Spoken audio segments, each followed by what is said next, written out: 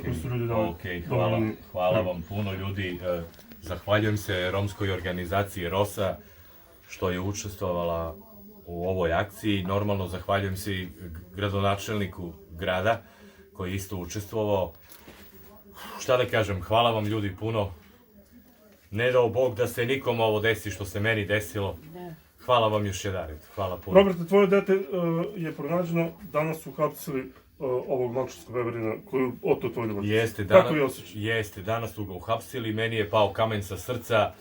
Napokon je završena ova tragedija koja je trajala punih 17 dana.